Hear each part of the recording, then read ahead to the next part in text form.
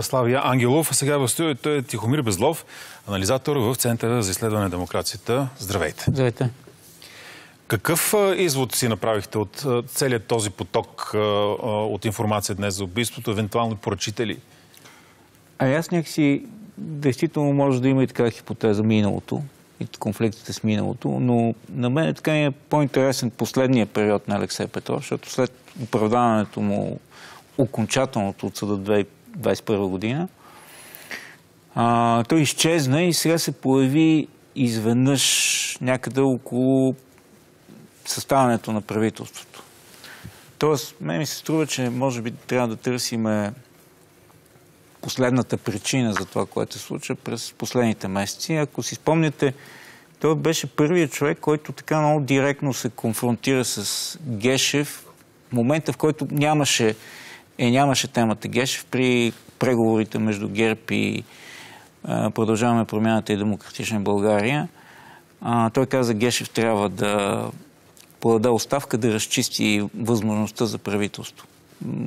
Примерно няколко дена по-късно Мария Габриел, която беше вече номинирана за премиер-съпремиер, каза, че ще поиска оставката. Това беше така за мен много интересно развитие, защото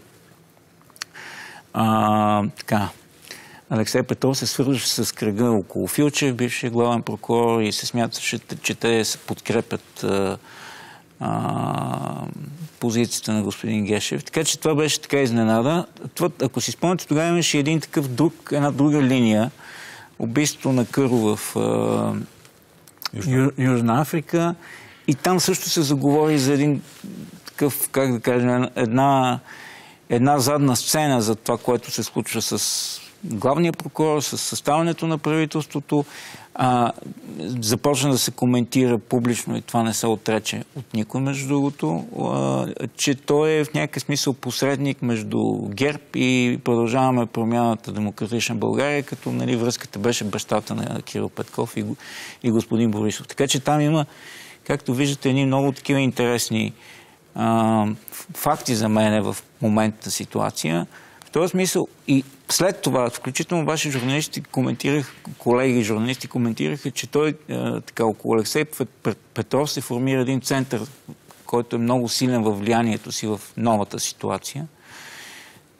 Моята хипотеза е, че вероятно това засилване изведнъж на позицията, вероятно е попречило на някакви хора, които имат други планове по отношение на дейността на фондове, инвестиции в определени технологии, различни слухове се появиха, на които няма да се спирам, но аз по-скоро търся това, което се случи с настоящето и с последните политически развития.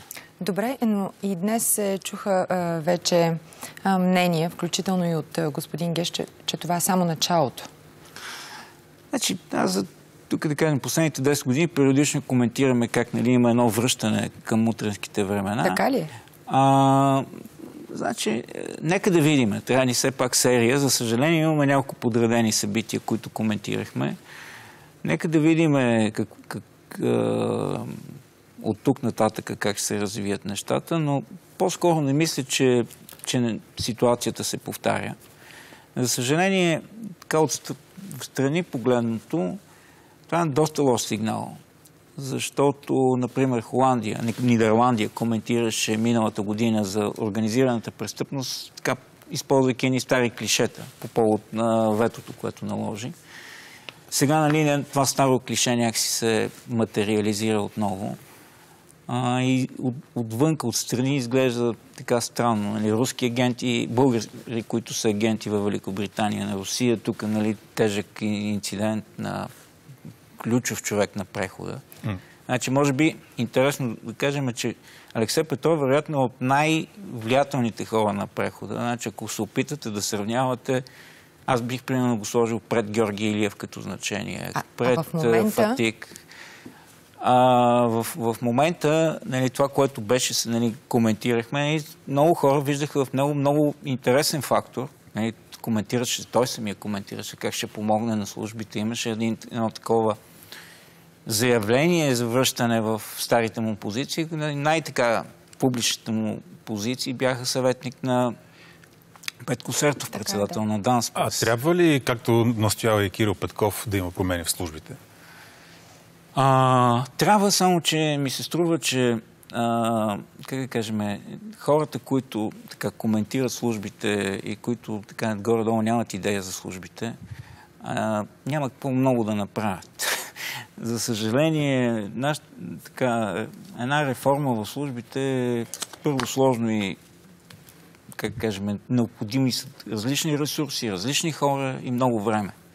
Тоест, вие може да смените някакви хора, но това няма да промени радикално ситуацията и това е много дълга тема.